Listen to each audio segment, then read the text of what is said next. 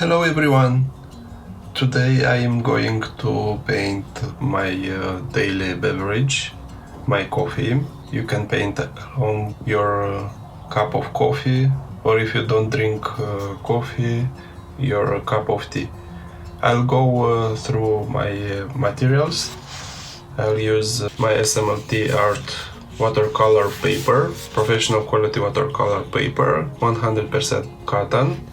I took one A4 paper and cut it in half to make this A5 format. I used this metallic ruler and a knife.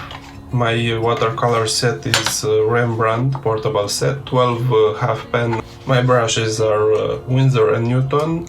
Size is 10, 4 and 0. Paper towel. Container for water is Faber-Castell rubber container. It is very handy. You can put your brushes on this side and they will not roll over. To start off, I'll activate the color. I'll use sepia color for this sketch. I think it might be a monochromatic study because there are not so many colors in this painting. I'm using a lot of water to make a very light wash, and I'll start drawing the contour of the cup with a light wash.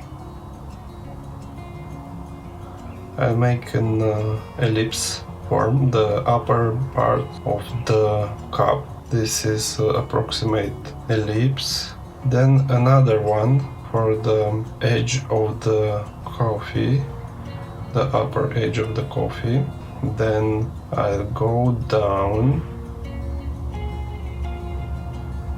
like this to make the roundish shape of the cup.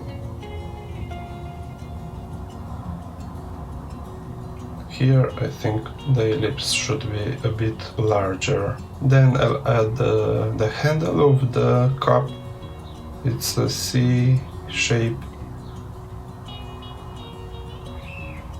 like an ear. So having these rough edges, we can continue to add more color inside of the cup. So I'm soaking the paper with clean water.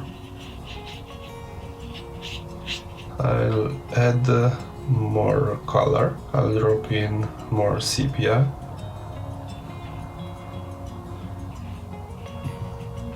For the edges, I'll try to leave some white parts because on the edge of coffee surface there is like a bit of foam. That was more of them when I poured the coffee in my cup. Now it's less of it.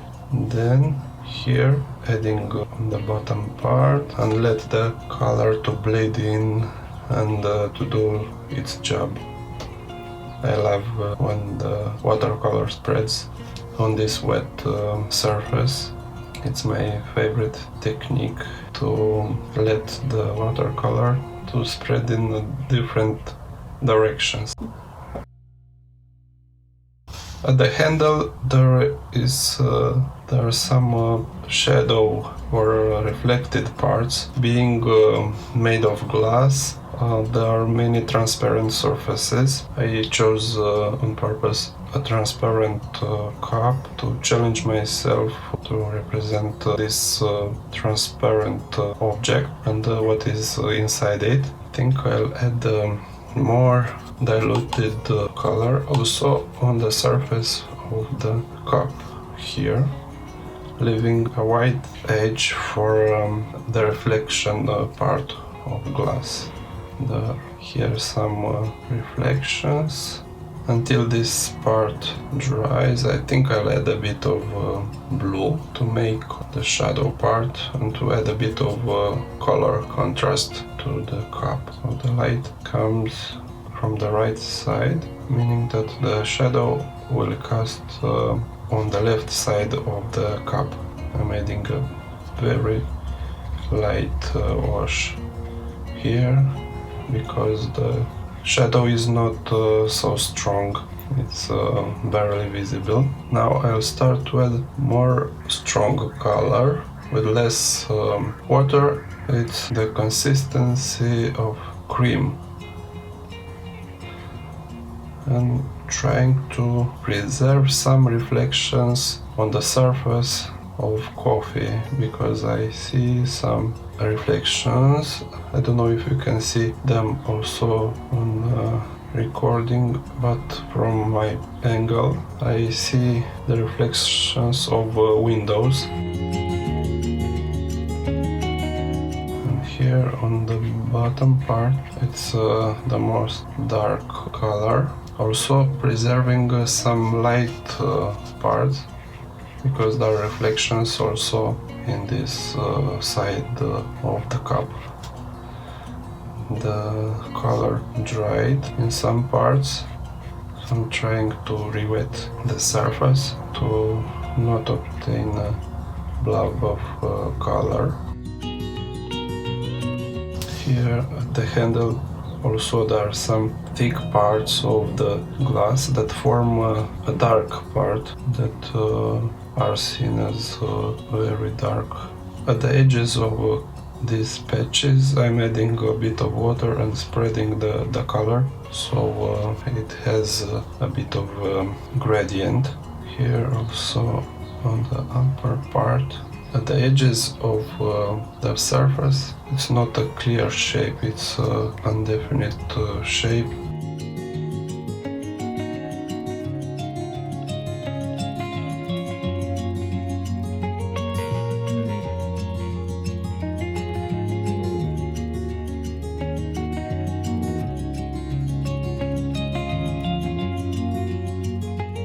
After it dried a bit, I'll add with Uniball white gel pen a few highlights and the shape of the edge of the foam.